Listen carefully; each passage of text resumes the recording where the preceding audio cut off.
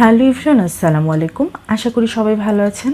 আলু দিয়ে মুরগির মাংস রান্না খুবই সুস্বাদু একটি বেঙ্গলি রেসিপি। মুরগির মাংস রান্না করা খুবই সহজ। এটা রান্না করতেও উপকরণ খুব বেশি লাগে না। যারা নতুন রান্না শিখছেন তারা এই রান্নাটি করতে পারেন না, তাদের জন্য আমাদের ফুড বাংলার আজকের আয়োজন আলু দিয়ে দেশি মুরগির মাংস রান্না। আসুন দেখে নিই কিভাবে রান্না করবেন আলু দিয়ে দেশি মুরগির মাংস। প্রথমে প্যানে 1 কাপ সরিষা তেল দিয়ে দিলাম। এবার 2টি তেজপাতা, 2 টুকরো দারচিনি, 2টি এলাচ, 3-4টা লবঙ্গ দিয়ে একটু ভেজে নিচ্ছি। এবার 1 কাপ পেঁয়াজ কুচি দিয়ে দিলাম।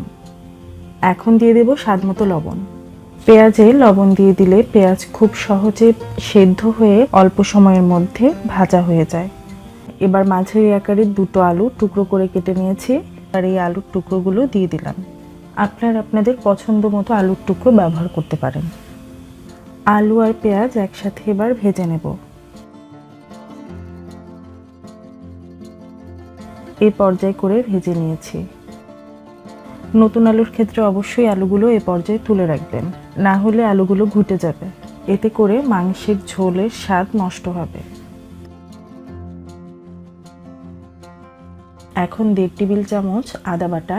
আদা বাটাটা মাংসে একটু বেশি ব্যবহার করতে হয়। 1 টেবিল চামচ রসুন বাটা, পরিমাণ মতো লাল মরিচের গুঁড়ো, 1.5 টেবিল চামচ ধনে গুঁড়ো, 1/2 টেবিল চামচ জিরা গুঁড়ো, 1 চা চামচ হলুদ গুঁড়ো দিয়ে একটু পানি দিয়ে দিলাম, যাতে করে মশলাগুলো পুড়ে না যায়। এবার ভালোভাবে নেড়েচেড়ে নিচ্ছি। এবার 1 কাপ পানি দিয়ে দিলাম আর মশলা ভালোভাবে কষানোর জন্য ঢেকে দিলাম। ঢাকনা তুলে নিচ্ছি। মশলা ভালোভাবে কষানো হয়ে গেছে। যখন দেখবেন মশলার উপর তেল ভাসছে, তখন বুঝবেন যে মশলাটা ভালোভাবে কষানো হয়ে গেছে। মশলা কষানোর উপর মাংসের স্বাদ ডিপেন্ড করে।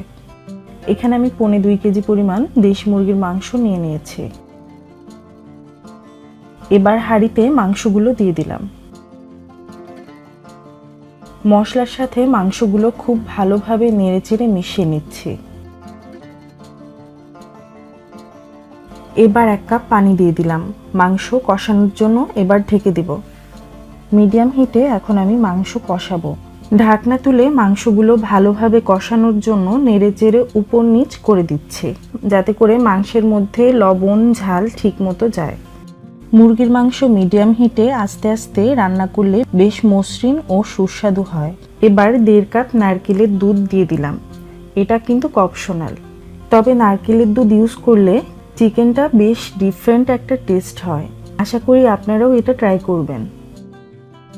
এবার 1 টেবিল চামচ টমেটো সস দিয়ে দিলাম।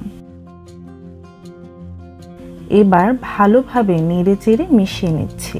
এই পর্যায়ে মুরগির ডিম আর কলিজা দিয়ে দেব, সাবধানে যাতে ভেঙে না যায়।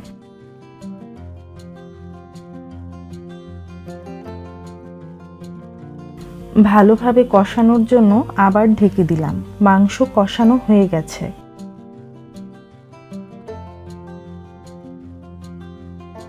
এবার 2 কাপ পানি দিয়ে দিলাম ভালোভাবে সেদ্ধ হওয়ার জন্য। 7-8টা কাঁচামরিচ দিয়ে দিলাম একটা ভালো ফ্লেভারের জন্য। এবার ঢেকে দিচ্ছি। মিডিয়াম হিটে 15 থেকে 20 মিনিট আমি রান্না করব। মাংস আবার একটু নেড়েচেড়ে ঢেকে দিচ্ছি ভালোভাবে সেদ্ধ হওয়ার জন্য। মুরগির মাংস অল্প আঁচে রান্না করতে হবে, যাতে মাংস থেকে যে পানি বের হবে তাতেই মাংসটা সেদ্ধ হয়। দেখুন আলুগুলো ভেজে নিয়েছিলাম, তাই আলুগুলো ভেঙে যায়নি।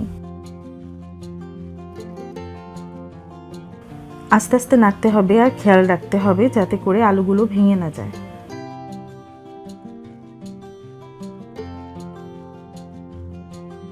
এবার গরম মশলা ছিটিয়ে 3-4 মিনিট লো হিটে ঢেকে রাখবো। হয়ে গেছে আলু দিয়ে সুস্বাদু মুরগির মাংস রান্না।